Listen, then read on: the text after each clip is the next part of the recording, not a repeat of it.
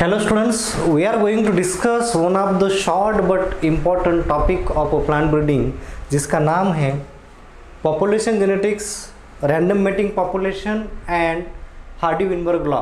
तो इन 3 पॉइंट्स के ऊपर हम इस टॉपिक में प्रॉपरली डिस्कशन करेंगे। एग्जाम में इसके ऊपर एक आधा शॉर्ट नोट आने का चांस है, so we should know about the what is the population genetics. So population genetics एक जेनेटिक्स का ब्रांच ही है, ऐसा समझ लीजिए, जहाँ पे आप पूरे जीन्स का पॉपुलेशन के ऊपर किस तरह से कंट्रोल है या how genes are responsible for the expression of the characters in the population. देखिए आपने जेनेटिक्स में क्या किया था, जेनेटिक्स में आपने इंडिविजुअल पर्सन का कैरेक्टर, इंडिविजुअल जीन्स कैसे एक्सप्रेस करते हैं या कंट्रोल करते हैं, आपने देखा था। यहाँ पे हम क्या कर रहे हैं, here we are discussing, we are dealing with population. जो आपका जेनेटिक्स है वो आप क्या कर रहे हो, पॉपुलेशन के साथ कोरिलेट कर रहे हो। So that is called as it is a population genetics. Okay, so ये आपका जेनेटिक्स का ही एक ब्रांच है। हमने देखा था जेनेटिक्स के बहुत सारे ब्रांचेस हमने देखी थी, उसमें से एक पॉपुलेशन जेनेटिक्स की भी ब्रांचेस था। So subject is genetic difference with in and between the population. मतलब आप अगर ह्यूमन पॉपुलेशन देखेंगे, आप प्लांट्स पॉपुलेशन देखेंगे, उनमें जो वेरिएशन आता है, why that variation is coming, because within a population we have a different types of alleles, we have a different types of genes. तो इसके कारण हम क्या करते हैं, दैट वो जो स्टडी होता है उसको हम क्या बोलते हैं, that is called as population genetics. उसको हम क्या बोलते हैं, तो ये वो स्टडी जब करेंगे हम, okay, we will deal that study. तो आप अगर देखोगे बहुत सारे स्पीसीज़ में इवोल्यूशन जब होता है उसमें कुछ ना कुछ जेनेटिकली चेंजेस होते हैं, कुछ अलील्स में म्यूटेशन होता है। तो आप पूरे पॉपुलेशन का स्टडी कर रहे हो, ठीक है। अगर आप कोई समझ लीजिए कोई मेज़ है, तो मेज़ में पूरे पॉपुलेशन में अलग अलग स्पीसीज़ का स्टडी करोगे। मतलब मेज़ में बहुत सारे आपको वैरायटीज़ मिलेंगे, मेज़ में बहुत सारे आपको स्पीसीज़ मिलेंगे, ओके। तो उसमें जो स्टडी करना है, उसका जो जेनेटिक्स जानना है, that is called as population genetics. So study of genetic variation in a group or populations, मतलब ग्रुप ऑफ पॉपुलेशन जो है उन सभी का जेनेटिकल वेरिएशन कैसा है वो स्टडी करना, okay, and how it changes over time. मैंने आपको बोला था कि हमारा भी इवोल्यूशन क्या हुआ है, हमारे जो पूर्वज थे, ठीक है, तो उनसे हुआ है। तो हमारे जो पूर्वज जो थे धीरे धीरे उनका बैकबोन सीधा हो गया। We are calling that chimpanzee is our, हमारे जो मतलब एंसेस्टर्स है उनसे हमने धीरे धीरे हमारा इवोल्यूशन होके हम आदमी बन गए। सो कैसे होता है, टाइम, इट टेक्स टाइम, ठीक है। तो ये जो स्पीसीज़ है, जो आप अगर मक्का बोलोगे तो मेज जो है मक्का का क्रॉस टिवोसिनोट के साथ होके, teosinte is the one of the species, उनके साथ होके मक्का नया मॉडर्न मेज, कल्टिवेटिंग मेज डेवलप हुआ। तो इस तरह से हम we are calling that is evolution. तो यहाँ पे हम क्या करते हैं, टाइम टू टाइम पॉपुलेशन में किस तरह से, okay, time to time population में किस तरह से बदल आते, क्लास है कर दो थोड़ा, ओके। सो पॉपुलेशन में टाइम टू टाइम किस तरह से वेरिएशन आते, so that we are checking or that we are studying at the, and that study is we are dealing with the genes। क्योंकि आपको पता है जो भी कैरेक्टर्स है, आपने कोरोना देखा, कोरोना शुरू में आया था, उसके बाद धीरे धीरे उनमें म्यूटेशन आता गया, नए नए उनमें वेरिएंट्स आते गए। So that is what, time थोड़ा सा स्पैन होने के बाद उनमें उन पॉपुलेशन, कोरोना की जितनी पॉपुलेशन है उनमें जो वेरिएशन आ गया, so that is called as, okay, that is called as variation in groups और पॉपुलेशंस। तो ये कोरोना में वेरिएशन आया, उसका स्टडी करना, वो होता है पॉपुलेशन जेनेटिक्स। कोरोना के जितने भी अलग अलग तरह के वेरिएंट्स का स्टडी करना, that is called as population genetics. आपको थोड़ा समझ में आ रहा होगा। So what is a population then, आप पॉपुलेशन किसको बोलोगे, a population is a group of individuals with a common set of genes, जिसमें एक specific common set of gene होगा। आप अगर देखोगे हर ह्यूमन का कैरेक्टरिस्टिक सेम है, 2 आइज है, सब में 2 आइज है। मतलब हम ये बोलते हैं कि 99% जीन्स सभी में सेम ही होते हैं, कुछ जीन्स ही खाली डिफरेंट होते हैं जिनके कारण ह्यूमन में वेरिएशन शो होता है, दे शोज द वेरिएशन। तो a population is a group of individual with a common set of genes that lives in same geography area and आप उसमें क्या करते हो, इंटरब्रीड्स करते हो। आप ह्यूमन में देखिए, अलग अलग कंट्रीज़ में अलग अलग तरह के वेरिएंट्स है ह्यूमन में भी। कहीं पे काले लोग हैं, कहीं पे बहुत ही गोरे लोग हैं, कहीं पे आप आइज़ अलग देखोगे। इवन इंडिया में इस स्टेट के अलग लोग होते हैं, ओके, महाराष्ट्र के, मतलब एनवायरनमेंट भी वहाँ पे इफेक्ट करता है, एज वेल एज वहाँ पे जो लोग रहते हैं उनमें जीन्स में भी थोड़ा बहुत वेरिएशन होता है। तो ये क्या है, दीज आप इन चीज़ों का जो स्टडी करते हो that is called as population genetics. ठीक है, ये हो गया आपका पॉपुलेशन जेनेटिक्स। दूसरा है, पॉपुलेशन में हम अलग अलग तरह की मेटिंग करते हैं, मेटिंग डिज़ाइंस है।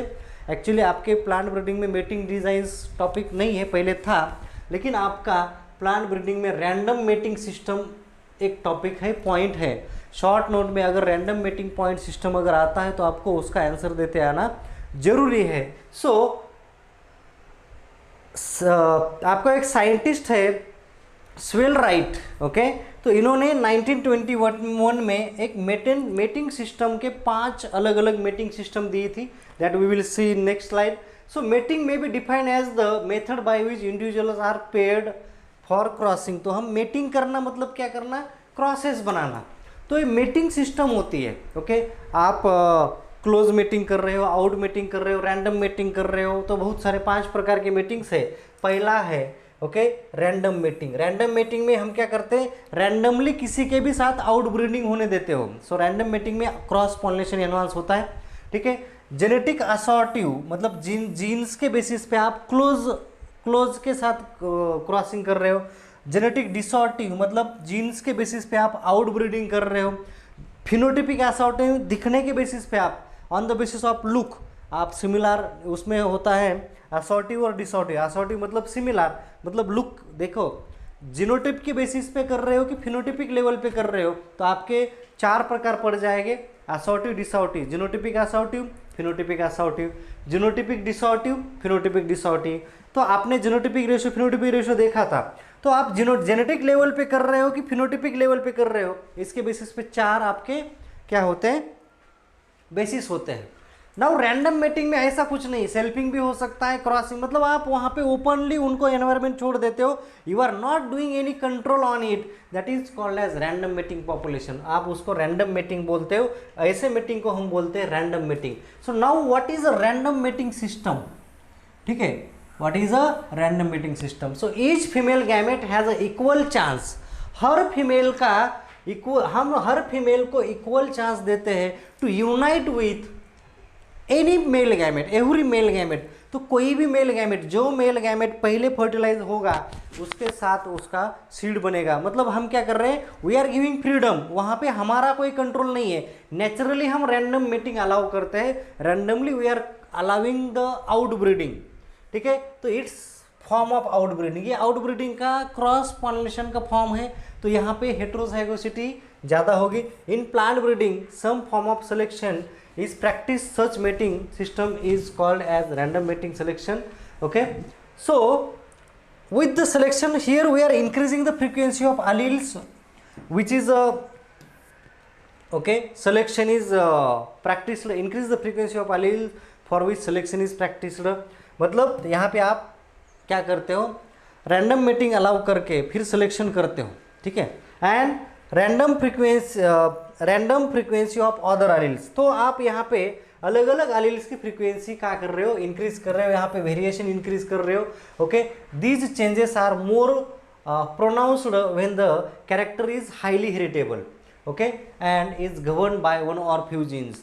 तो यहाँ पे अगर कोई कैरेक्टर 1 या 2 जीन से, मतलब ऑलिगोजेनिक कैरेक्टर बोलेंगे, वहाँ पे अगर आप रैंडम मेटिंग करोगे तो वहाँ पे गुड कैरेक्टर, अच्छे कैरेक्टर अगर एक साथ आते हैं तो वहाँ पे वो क्या है, एक तो फिक्सेबल होते हैं, हेरिटेबल भी होते हैं, तो यहाँ पे पॉपुलेशन इंप्रूवमेंट होने का चांस है। So random mating in a small population is unable to prevent the increase of homozygosity due to inbreeding and genetic drifts. तो अगर आप पॉपुलेशन छोटी है और उसमें आप रैंडम मेटिंग अलाउ कर रहे हो, अगर उसमें सेल्फिंग है तो वहाँ पे आपका होमोजाइगस लाइन तैयार होने का चांस होता है। Now rate of reproduction of each genotype is equal to without selection और विथ सिलेक्शन। 2 प्रकार का है, एक है आपका विदाउट सिलेक्शन, तो हमारा विदाउट सिलेक्शन है, तो जीन फ्रीक्वेंसी वहाँ पे कांस्टेंट होगी। वेरिएशन फॉर कैरेक्टर कांस्टेंट होगा क्योंकि आप वहाँ पे कोई सिलेक्शन नहीं कर रहे हो, वेरिएशन कांस्टेंट रहेगा। कोरिलेशन बिटवीन ये भी कांस्टेंट ही होगा। डिग्री ऑफ होमोजाइगोसिटी भी कांस्टेंट ही होगी, ठीक है। Now use of random mating in plant breeding, अब आप वहाँ पे क्या कर रहे हो, पॉपुलेशन को आप रैंडमली मेटिंग करने के लिए अलाउ कर रहे हो। What you are doing, you are allowing the population for random mating. तो यहाँ पे क्या होगा, अगर आप रैंडम मेटिंग अलाउ कर रहे हो तो प्लांट ब्रीडिंग में इसका यूज क्या है, पहला यूज है यूज फॉर प्रोजेनी टेस्टिंग, आप प्रोजेनी टेस्ट कर सकते हो, ठीक है। Then production and maintenance of synthetic and composite variety, ये इंपॉर्टेंट है। आप breeding methods for cross pollination जब पढ़ोगे वहाँ पे भी रैंडम मेटिंग अलाउ है, ओके। तो यहाँ पे आप सिंथेटिक और कंपोजिट वैरायटीज एक ब्रीडिंग मेथड है क्रॉस पॉलिनेटर का, वहाँ पे आप इसको जरूर देखोगे। Then production of polycross progeny, definitely यहाँ पे बहुत सारे क्रॉसेस हो रहे हैं, सो आपकी जो नई प्रोजेनीज बनेगी वो पॉलीक्रॉस प्रोजेनी बनेगी, वेरिएशन उसमें बहुत सारा हो सकता है। So evolutionary advantages maintain high level of diversity, यहाँ पे डाइवर्सिटी मेंटेन होती है। So this is about the random mating. Random mating में आप क्या कर रहे हो, ओपनली जिसके साथ क्रॉस पॉलिनेशन होना है होने दीजिए। तो वहाँ पे क्या है, वहाँ पे out breeding is promoting uniformity, वहाँ होने का चांस बहुत कम होता है, ठीक है। लेकिन वहाँ पे वेरिएशन बहुत सारे अलग अलग कॉम्बिनेशन बनने का भी चांस है। Now last point is Hardy Weinberg law. तो हार्डी एंड विनबर्ग ये साइंटिस्ट है, याद रखिए, दीज आर द साइंटिस्ट। कौन, हार्डी और विनबर्ग जो है ये दो साइंटिस्ट है। इन्होंने क्या किया, they have given the law, okay. जिस लॉ को हम क्या बोलते हैं, this law is called as, okay, उस लॉ को हम बोलते हैं Hardy Weinberg law, Hardy Weinberg law. So उस लॉ को हम क्या बोलते हैं, हार्डी विनबर्ग लॉ।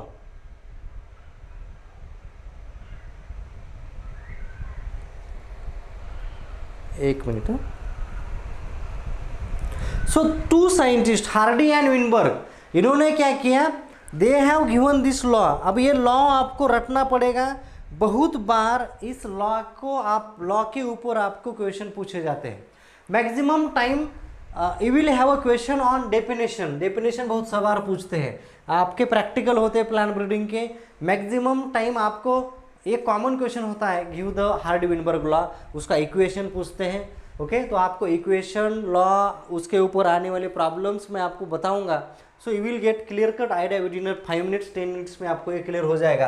पहले हमें दो चीज़ें देखनी है, gene frequency and genotype frequency. दो प्रकार की फ्रीक्वेंसी देखनी है।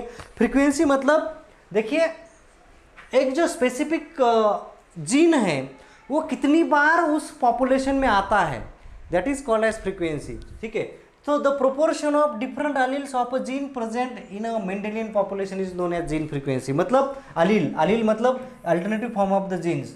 तो आपको पता है, समझ लीजिए कैपिटल ए स्मॉल ए है, तो कैपिटल ए की फ्रीक्वेंसी कितनी है, समझ लीजिए मैंने बोला कैपिटल ए की फ्रीक्वेंसी 0.8 है, मतलब 100 में से 80 कैपिटल ए आ जाएगा। स्मॉल ए की फ्रीक्वेंसी हम तो कितनी रह जाएगी, 0.2। So we can calculate in percent, we can calculate in like this, एक में कितना है, या आप 100 में भी आप निकालोगे तो वो 80 आ जाएगा। सो that is a gene frequency. अब जीनोटाइपिक फ्रीक्वेंसी दूसरा होता है, जाइगोटिक फ्रीक्वेंसी, जीनोटाइपिक फ्रीक्वेंसी मतलब वो जीनोटाइप, पर्टिकुलर जीनोटाइप जो है वो कितनी बार उस पॉपुलेशन में रिपीट होता है, that is called as genotypic frequency. तो अलग अलग तरह के जीनोटाइप होते हैं, समझ लीजिए capital T capital T, capital T small T, small T small T. तो हमने 1:2, 2:1, सो this is nothing but this is a frequency. तो आप अगर इसकी फ्रीक्वेंसी निकालनी है तो 1/4, तो ये आ जाएगा 0.25, इसकी फ्रीक्वेंसी आ जाएगी 0.5, इसकी फ्रीक्वेंसी आ जाएगी 0.25। तो ये टोटल मिला के आपका 1 होना चाहिए, ओके। टोटल फ्रीक्वेंसी मिला के क्या होनी चाहिए, 1 होनी चाहिए। So like that is a genotypic frequency. Allelic frequency आपने देखा, एक तो कैपिटल ए स्मॉल ए होगा, तो ये है आपका उस अलील्स की फ्रीक्वेंसी क्या है, that is called as gene and genotypic frequency. We are calling there are 2 types of frequency in a population, एक होता है जीन की फ्रीक्वेंसी और दूसरी होती है जीनोटाइपिक फ्रीक्वेंसी, ठीक है। सो what is Hardy Weinberg law? Hardy Weinberg law को ही हम हार्डी विनबर्ग इक्विलिब्रियम बोलते हैं। इस लॉ को रटना है। The Hardy Weinberg law state that in a random mating population, लिखिए मैं क्या बोल रहा हूं, in a random mating population gene and genotype frequency remain constant generation after generation if there is unless, या इफ बोल सकते हो, if there is no selection, no mutation, migration, unless, unless मतलब नो, ओके। जब ये नहीं होगा, उसमें म्यूटेशन नहीं होना चाहिए, सिलेक्शन नहीं होना चाहिए, माइग्रेशन नहीं होना चाहिए, रैंडम ड्रिप नहीं होना चाहिए, तब जाके gene and genotypic frequencies remain constant generation after generation. क्या बोल रहा है? Hardy Weinberg law says that, Hardy Weinberg law says that in a random mating population, लिखिए, in a random mating population gene and genotype frequency remain constant generation after generation if there is a no selection, no mutation, no migration, no linkage and no genetic drift। इसको हम बोलते हैं Hardy Weinberg law. तो Hardy and Weinberg ने ये law दिया, okay. Hardy और Weinberg ने क्या किया? They have given this law, okay, they have given this law,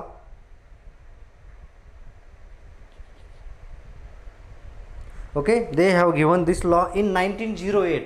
तो ये लॉ जो है, कभी अगर ईयर पूछा जाता है तो 1908 में ये दोनों ने ये लॉ दिया। What is law? In a random mating population gene and genotypic frequency, gene and genotype frequency remain constant generation after generation if there is no selection, no mutation, no migration, no random drift and no linkage. तब जाके ये law क्या है, मतलब gene और genotypic frequency random mating population में constant होते हैं, सिंपल है। सो ये है आपका क्या है? लॉ। तो अब इसके अजम्पशन क्या है? What is assumption? आपने अजम्पशन अभी देखे थे, वहां पे एक तो मेटिंग रैंडम होनी चाहिए, देन पॉपुलेशन बड़ी होनी चाहिए, लार्ज होनी चाहिए, no natural selection, no migration, okay, and no mutation.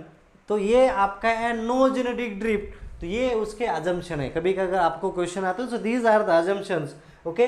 अब अभी देखिए, हमने वहाँ पे दो चीज़ें देखी, एक देखा था अलील जीन फ्रीक्वेंसी और दूसरा देखा था जीनोटाइपिक फ्रीक्वेंसी, जीनोटाइप फ्रीक्वेंसी।